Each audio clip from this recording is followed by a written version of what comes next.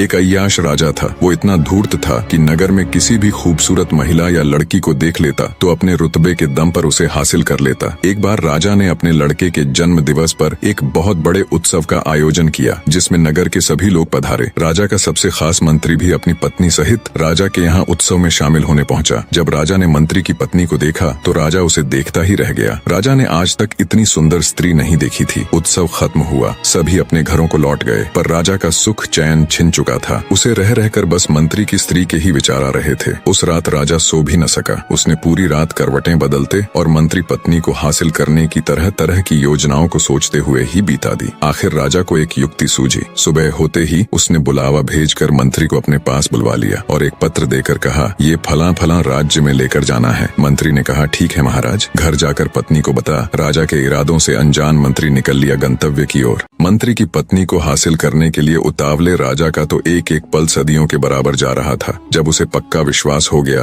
कि मंत्री सफर पर जा चुका है तो राजा भी इत्र वगैरह लगा चल दिया अपने शाही घोड़े पर बैठकर मंत्री आवास की ओर। जिस समय राजा मंत्री के घर पहुंचा उसी समय मंत्री की स्त्री, जिसका नाम कपाला था, नहाकर गीले बालों को घर के आंगन में बैठकर सुखा रही थी। जैसे ही उसने राजा को देखा वो तुरंत खड़ी हो गई और बोली, महाराज की जय हो। राजा ने हाथ उठा। मंत्री वधू कपाला का अभिवादन स्वीकार किया। बोली, कहिए महाराज, आज इधर कैसे आना हुआ? राजा बोला, कुछ खास काम नहीं, बस इधर से गुजर रहा था तो सोचा क्यों ना अपने खास मंत्री के घर सब ठीक ठाक है कि नहीं, हाल चाल लेता चलूं। मंत्री वधू कपाला ने राजा को बिठा इज्जत और सेवा भाव से उसकी खूब खातिरदारी की और अच्छे अच्छे पकवान बना राजा के सामने पेश किए। राजा वहाँ खाना थोड़े न खाने गया था, थोड़ा बहुत खा पी अपने इरादे जाहिर करते हुए उसके हुस्न की तारीफ में बोला, मैंने आज तक अपनी जिंदगी में तुम जितनी खूबसूरत स्त्री नहीं देखी। राजा के बुरे इरादों को मंत्री वधू कपाला पहले ही ताड़ चुकी थी। वो एक समझदार और पतिव्रत नारी थी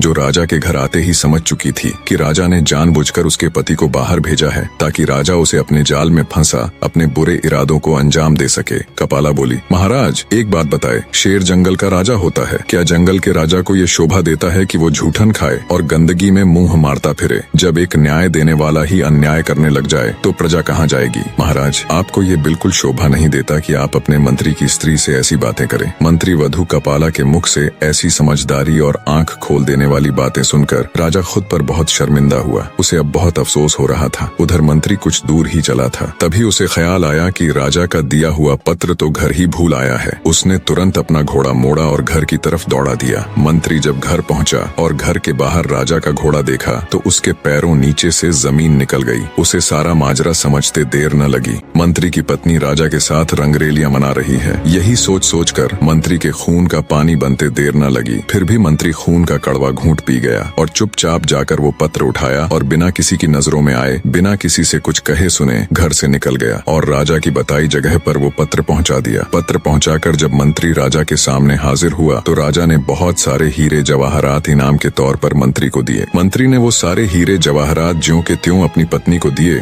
तो उसकी पत्नी ने कहा, ये इतना सब कहाँ से आया? मंत्री बोला, ये उसे राजा ने तोहफे में दिया है और उसके मायके छोड़ आया। ऐसे ही समय बीतता गया। ना तो मंत्री ने उसकी कोई खोज खबर ली और ना ही उसे लाने गया। जब इस बात को बहुत दिन हो गए तो मंत्री की पत्नी के भाई आखिर थक हार कर मंत्री के पास पहुंचे और कहा कि वो उनकी बहन को लेने क्यों नहीं आ रहा। तब मंत्री ने कहा, मैंने उसके प्रति अपने सभी कर्तव्य पूरे कर दिए हैं, वो अब मेरी जिम्मेदारी नहीं। मंत्री वधू कपाला के भाई राजा के सामने पेश हुए और मंत्री की शिकायत की। राजा ने तुरंत मंत्री को भी बुलवा लिया। मंत्री के साले बोले, महाराज, हमने एक सुंदर हरा भरा फल फूलों से लदा हुआ बाग इसके हवाले किया था, जिसमें एक मीठे पानी से लबालब भरा कुआं भी था, परंतु महाराज आपके सामने खड़े इस शख्स ने हमारे उस हरे भरे सुंदर बाग को उजाड़ दिया, उसके सारे फल खा गया और उस कुएं के मीठे पानी तक को भी खराब कर दिया। राजा ने मंत्री से पूछा, क्यों भाई, क्या ये ठीक बोल रहे हैं? अपनी सफाई में कुछ कहना चाहते हो? मंत्री बोला, जी महाराज, इन्होंने मुझे उस बाग को जैसा सौंपा था वो उससे भी बढ़िया हालत में मैंने इनको वापस लौटाया है। ये सब सुन राजा ने मंत्री वधू कपाला के भाइयों से पूछा, क्या मंत्री ठीक कह रहा है? बोले, हाँ महाराज, ये बात सही है कि बाग बिल्कुल सही सलामत है, पर राजा साहब हम इससे बाग वापस देने की वजह जानना चाहते हैं। राजा ने मंत्री से पूछा तो मंत्री बोला,